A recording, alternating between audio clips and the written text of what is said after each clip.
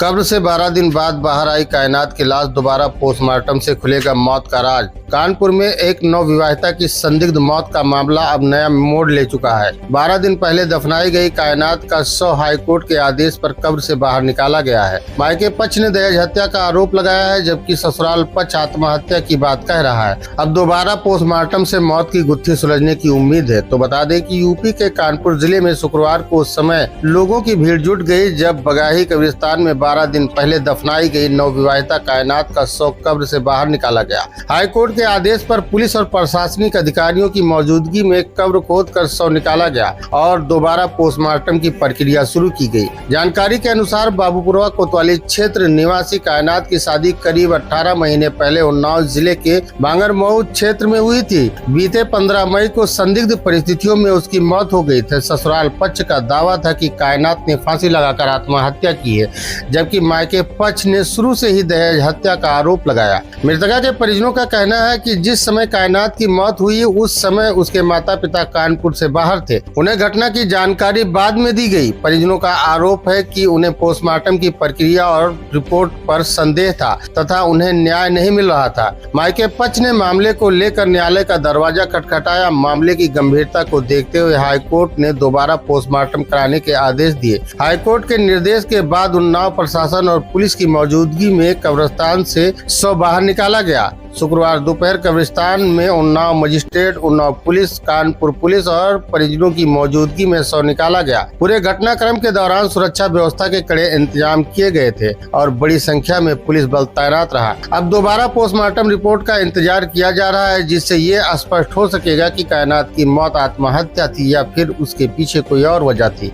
फिलहाल ये मामला क्षेत्र में चर्चा का विषय बना हुआ है और सभी की निगाहें जाँच रिपोर्ट पर टिकी हुई है। इसका नाम क्या था?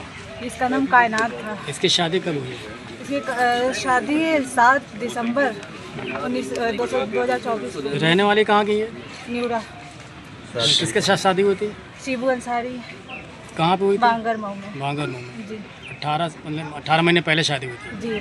तो आपको कैसे पता चले इसके बारे में कि हैंगिंग हो गई या मर गई क्या? सर, मेरे मम्मी पापा बाहर गए हुए थे एमपी, तो वहाँ पे 2 बजे दोपहर में इनको कॉल गई। मेरे मम्मी पापा से बताया गया कि आपकी बेटी की तबीयत थोड़ी सी बिगड़ गई थी और हम लोग हॉस्पिटल लेके गए और उसकी डेथ हो गई। अच्छा। जी। और मेरे पापा ने मुझे कॉल करके बताया और मैं वहाँ पर फ़ोन कर रही थी, कोई कॉल उठा नहीं रहा था। तो पहला फ़ोन किसका है वहाँ से? ये शिबू अंसारी के बड़े भाई उनका, मीनू अंसारी। हाँ, उनका फ़ोन आया। अच्छा। तो वहाँ पे पुलिस ने पोस्टमार्टम किया था? जी, वो पुलिस ने पोस्टमार्टम वहाँ पे उन्नाव में कराया। उन्नाव पोस्टमार्टम हुआ था। पोस्टमार्टम में क्या निकला था? पोस्टमार्टम में सर दिखा दिया कि हैंगिंग है, जो कि हम लोगों में रिवाज है कि नहाते टाइम हम लोग गुस्ल करके दफन करते हैं, कफन करके। तो नहाते टाइम हम लोगों ने बॉडी पे चोटों के निशान दिखे। गला कटा हुआ था 2 तरफ से। अच्छा। दोनों तरफ से जैसे किसी ने छुरी से काटा हो।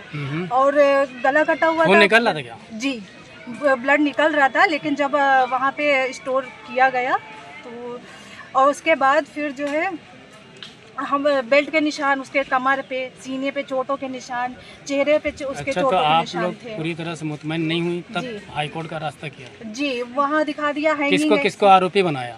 जी, शिबू अंसारी, रूही, उसके बड़ा भाई मीनू,